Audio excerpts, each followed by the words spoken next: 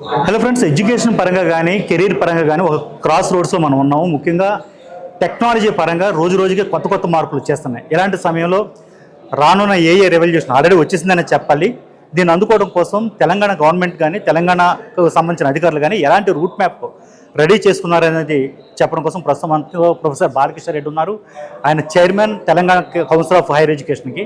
వాళ్ళ route map ఏంటనేది ఆయన మాటలో తెలుసుకునే ప్రయత్నం చేద్దాం. సార్ నమస్తే. యాక్చువల్గా ఏంటి సార్ మీరు ఇప్పుడు ఏ రెవల్యూషన్ ఎలా అందుకోగలమంటారు? తప్పకుండా ఒకటి ఏంటంటే అన్ని టెక్నాలజీస్ ముఖ్యంగా విద్యా వ్యవస్థను బాగా ప్రభావితం చేస్తున్నాయి. అందులో ఏఐ అనేది ఏంటంటే నెక్స్ట్ 5 yearsలో చాలా మార్పులు రాబోతున్నాయి. దానికి అనుగుణంగా మాకు సీఎం గారు మీరు చూసారు కదా, ఏఐ సమ్మిట్లో కూడా ఆయన ఏంటంటే సపరేట్ మినిస్ట్రీ పెట్టాలని, తర్వాత దానికి కావాల్సినటువంటి అనుసంధానం ఎడ్యుకేషన్కు ఎలా అనుసంధానం చేయాలనేటువంటి ఆల్రెడీ డిస్కషన్ స్టార్ట్ అయినాయి. మేము ఒక యూనివర్సిటీ, ఏఐ యూనివర్సిటీ అనేటువంటిది కూడా మీరు వింటున్నారు.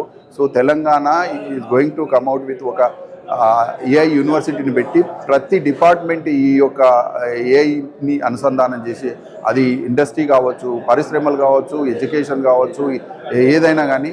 సో ఈ యొక్క ఆర్టిఫిషియల్ ఇంటెలిజెన్స్ అనేది ఈరోజు ఏంటంటే ఇన్విటబుల్ అయింది. అయితే దాని గురించి ఒక మాటలు చెప్పాలంటే ఆర్టిఫిషియల్ ఇంటెలిజెన్స్ అన్ని ఫీల్డ్లో ఉంది. ఇందు లేడనేది గలదని సందేహం వలదు, ఎందెందు వెతికినా ఏఐ గలదు. అలా అయితే కేవలం ప్రజెన్సే కాదు, ఇట్ ఈజ్ మేకింగ్ చేంజెస్. కాబట్టి గవర్నమెంట్ కూడా ప్రిపేర్డ్నెస్ అనేది అవసరము. మాకు ఆల్రెడీ ఎడ్యుకేషన్లో వీలైనంత కూడా ఈ యొక్క ఏఐని అనుసంధానం చేయాలనేటువంటి ఆదేశాలు కూడా రావడం, మేము కూడా ప్రిపేర్ అవుతున్నాము. అందులో బిగ్గర్ భాగంగా ప్లాన్ ఏంటంటే ఏఐ యూనివర్సిటీ కూడా తెలంగాణ గవర్నమెంట్ ప్లాన్ చేస్తుంది.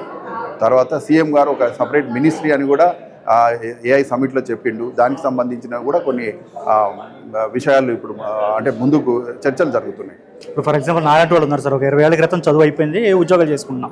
ఇప్పుడు మేము కూడా నేర్చుకోవాలి, మాకేం చేత కదా, ఏ అంటే ఏంటో ఏమిటి తెలియదు, మా ఉద్యోగాలు ఉంటాయా ఏంటి? లేదు, ఉద్యోగాలు ఉంటాయి. కాకపోతే ఇప్పుడు ఒకటే అందరినీ వేటాడుతున్న ప్రశ్న ఏంటంటే కొంత అప్డేషన్ అనేది చాలా అవసరం. ఇప్పుడు మీరు అన్నారు కదా, మీరు ఒక జర్నలిస్ట్గా మీకు ఒక 20 years అనుభవం ఉంది.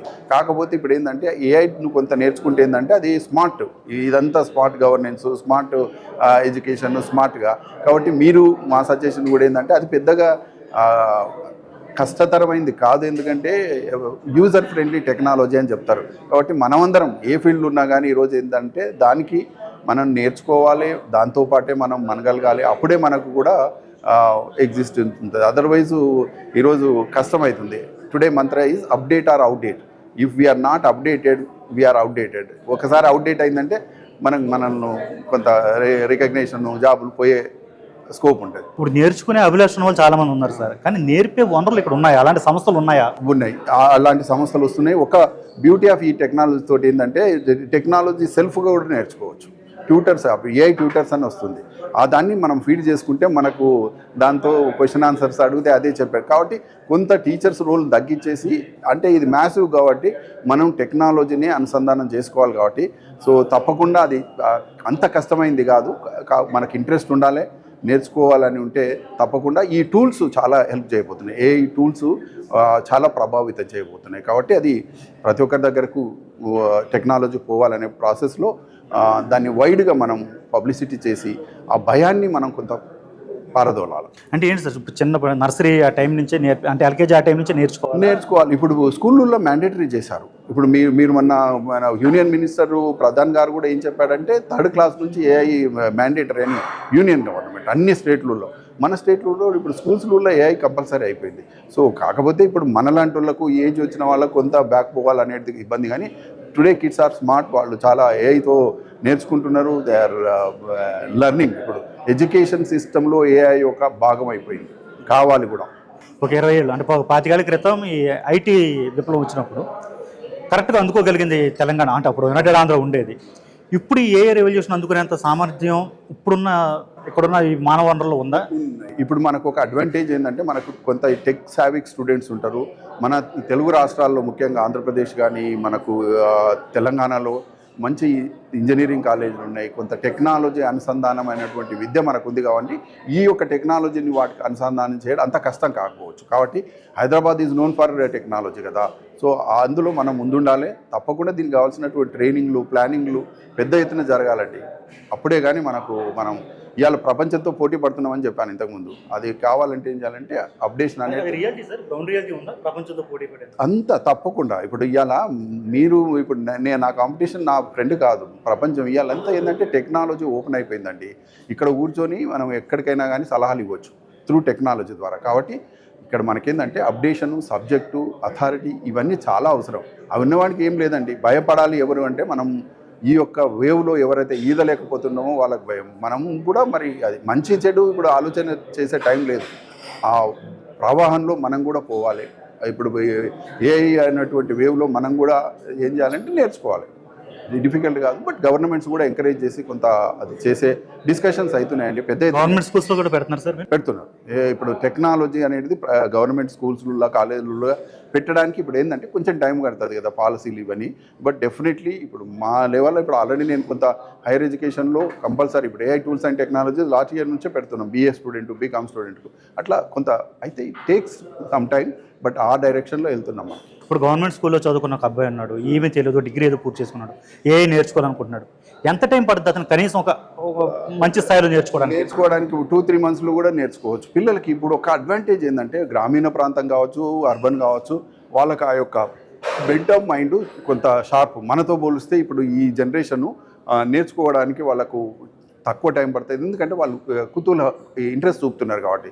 సో డెఫినెట్లీ గవర్నమెంట్ స్కూల్ కానీ, కాలేజ్ కానీ, అర్బన్, రూరల్ అనేటువంటి తేడా లేకుండా కంపల్సరీ ప్రతి ఒక్కరు ఏఐ మంచిదే కాదనేది లేదు. ఇప్పుడు మనకు ఆలోచించే టైం కూడా లేదు. అది చెడే కొన్ని దాంతో కూడా చాలా జాబులు పోతున్నాయి, చెడు ఉంది. కానీ మనం మనగలగాలంటే ఏంటంటే దాంతోపాటు మనం కూడా చేయాలి, ఇన్ఫ్రాస్ట్రక్చర్ క్రియేట్ చేయాలి, ట్యూటర్స్ని పెట్టుకోవాలా. ఇప్పుడు ఏఐ ట్యూటర్స్ అని వస్తున్నారు. ఇప్పుడు మనలాంటి మీరు అన్నారు కదా, అన్ని సబ్జెక్టులో ఎక్స్పర్ట్ లేరు. మనకేంటంటే ఆ మెటీరియల్ అక్కడ ఇచ్చేస్తే అది మన క్వశ్చన్ అడిగితే చెప్తుంది. సో అట్లా టెక్నాలజీని మనం ఎక్కువ యూజ్ చేసుకొని మ్యాసివ్గా ఏఐ యొక్క రెవల్యూషన్ నాలెడ్జ్ను స్ప్రెడ్ చేయగలిగితే మనం బాగుంటుంది. ఏఐ అంటే మొత్తం ఎక్కువ ఇంగ్లీష్లోనే ఉంటుంది కదా, అంటే జాబ్ ఆపర్చునిటీస్ కూడా. సో ఏఐతో పాటు స్పోకెన్ ఇంగ్లీషు ఇలాంటివి కూడా నేర్పుతున్నారు. లాంగ్వేజ్లు కంపల్సరీ, కమ్యూనికేషన్ అనేది ఇప్పుడు మనం మాట్లాడుతూనే కదా.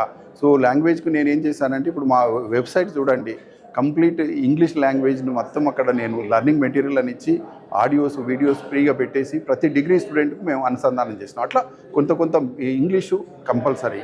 సో అయితే ఇప్పుడు ఎల్ఎల్ఎంస్ అంటారు, లర్నింగ్ మోడల్స్ అని, ఇప్పుడు ఆల్రెడీ 10 లాంగ్వేజ్లో ఏఐను తెలుగులో కూడా వస్తుంది.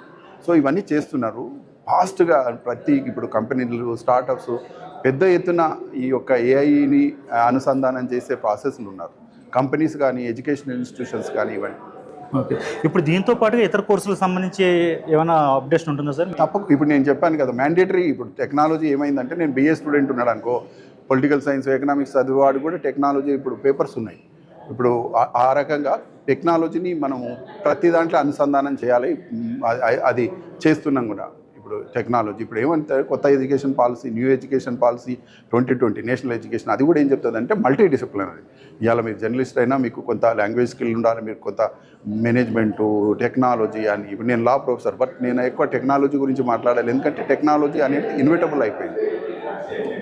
తెలంగాణ ఏ స్థాయిలో ఉంది సార్ మొత్తం ఇండియాలో ఈ ఏఏ కాంపిటీ ఇచ్చే స్టేట్స్లో?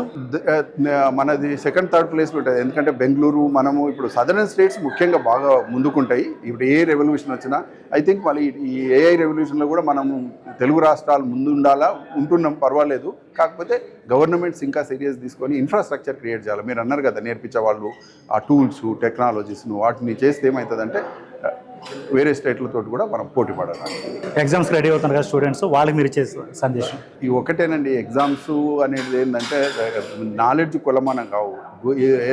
ఎగ్జామ్స్ ఓన్లీ నువ్వు నేర్చుకునే, ఎక్కువ టెన్షన్ తీసుకోకుండా ఫ్రీగా పోవాలి, మంచిగా కూల్గా రాయాలి. మార్క్స్ ఆర్ ఓన్లీ కాబట్టి ఎక్కువ మార్కులు, తక్కువ మార్కులు కాబట్టి నా ఉద్దేశంలో అయితే వాళ్ళు ఎక్కువ చదవాలి, హార్డ్ వర్క్ చేయాలి. కానీ బాగా టెన్షన్ వచ్చి సైకలాజికల్గా అట్లాంటివి ఉండకూడదు. కూల్గా పోయి రాయండి, చక్కగా అవుతుంది. మంచి మన ఎడ్యుకేషన్ సిస్టమ్ కూడా మంచిగా ఉంది. పిల్లలు వరి కావాల్సిన అవసరం లేదండి నా సందేశం. ప్రపంచంలో వస్తున్న మార్పులకు అనుగుణంగా ముందుగానే ఈ ఏఏ కానీ ఇలాంటి ఆధునాతన కోర్సులకు సంబంధించిన అవగాహన అయితే విద్యార్థులు పెంచుకోవాలి. దాంతోపాటుగా ఎగ్జామ్స్లో మారుస్తుంటే కూడా నాలెడ్జ్కి ఎక్కువ ప్రాధాన్యత ఇవ్వాలని చెప్పి ప్రొఫెసర్ బాలకృష్ణ రెడ్డి చెప్తున్నారు. మరిన్ని అప్డేట్స్ కోసం చూస్తున్నామండి ఏబీపీ దేశం.